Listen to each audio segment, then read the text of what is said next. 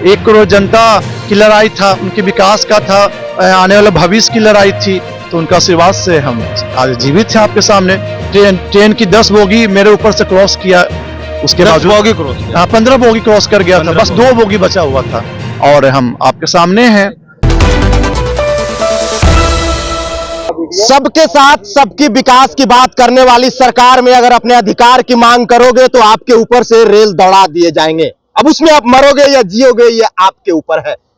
नमस्कार, मैं अभिषेक और आप देखना शुरू कर चुके हैं इनसाइड प्रेस। मैं अभी मौजूद हूं गांधी मैदान में और हमारे साथ वो शख्स है जिनके ऊपर से ट्रेन गुजर गई थी। आइए जानते हैं कि कैसे है। और इन्होंने जो है कि मैं आपको बता दूं कि बिहटा से औरंगाबाद की जो रेल परियोजना है इसके लिए इन्होंने जो है कि आंदोलन किया था और उस आंदोलन के दौरान जो है कि ये रेल ट्रैक पे आंदोलन प्रदर्शन कर रहे थे, उसी दरमियान इनके ऊपर से जो है कि ट्रेन गुजर जाती है।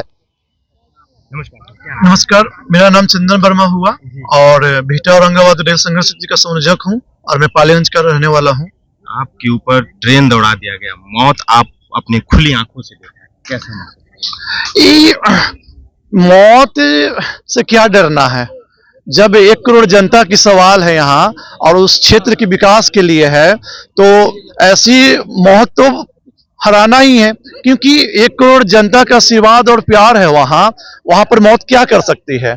और ये लड़ाई में कोई पर्सनल लड़ाई तो लड़ नहीं रहा था, 1 करोड़ जनता की लड़ाई था, उनके विकास का था, आने वाले भविष्य की लड़ाई थी।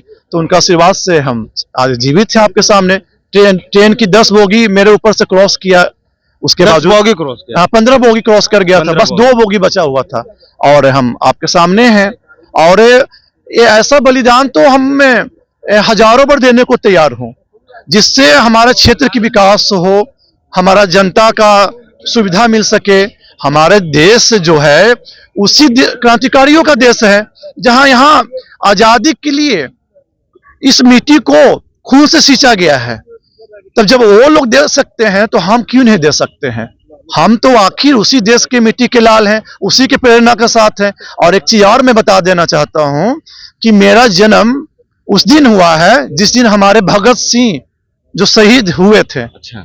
23 मार्च को उनकी फांसी सजा चढ़े थे और उसी दिन मेरा भी जन्म 23 मार्च को ही हुआ था।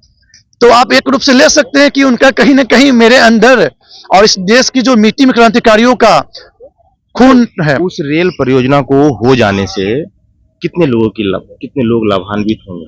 उस रेल परियोजना के होने से 4 जिला और 4 संसदीय क्षेत्र टोटल मिला के आप कह सकते हैं 1 करोड़ जनता का सवाल है ये। और आने वाला भविष्य तो आप उसको जोड़ सकते हैं कितना, मतलब डबल भी कह सकते हैं, 10 गुना भी कह सकते हैं।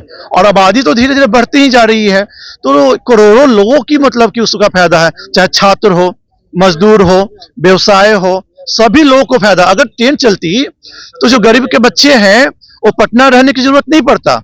आज जो आर्थिक महंगाई है, अगर साधन के होने से महंगाई कम हो जाता, जहां साधन के होने से, और बेरोजगारी जो बढ़ रहा है, जो मोदी जी कहते हैं आत्मनिर्भर बनने के लिए, तो मोदी जी जब तक साधन आप नहीं देंगे तो आत्मनिर्भर कैसे बनेगा? वहां का डेवलपमेंट होना चाहिए। और आज ये उस परियोजना के होने से लाखों लोगों को रोजगार मिलेगा। तो ये सब चीज कहाँ देख रहे हैं? कहते हैं कि नक्सलवाद एरिया है, तो नक्सलवाद एरिया आप कहते भी हैं तो भी विकास नहीं कर रहे हैं। 39 सांसद लोकसभा 19 में बिहार की जनता ने देने का काम किया और आप उसके जनता के साथ क्या कर रहे हैं? 1 करोड़ जनता के साथ विश्वास करो तो अब छला है। उस क्षेत्र की जनता ने 4 सांसद जिताने का काम किया, सरकार बनाने में भूमिका दिया, और इसलिए दिया कि आप नारा लगाए थे कि सबका साथ सबका विकास करेंगे। तो कहां गया आपका सबका साथ सबका विकास? अच्छा, एक बात बताइए कि बिहटा और औरंगाबाद के जो लोग हैं इस बार 2024 में इस रेल परियोजना को लेकर के सरकार को कुछ बताएंगे वोट के माध्यम से? बिल्कुल बताएंगे। काफी बिहटा से औरंगाबाद के क्षेत्र में काफी आक्रोश है और जिस तरह से इस जो आंदोलनकारियों पर ट्रेन चलाया गया है और अपनी मांग को लेकर जो विकास के लिए लड़ रहा है उस पर काफी लोग नाराज हैं। और जो 19 में जो 39 सांसद जिताने का काम किया था उसमें जो 4 सांसद इस क्षेत्र से भी आते हैं, तो काफी लोग आक्रोश है। और इस बार लोग लोकतंत्र की जो ताकत होता है वो नोटा दबाने का काम करेंगे लोग।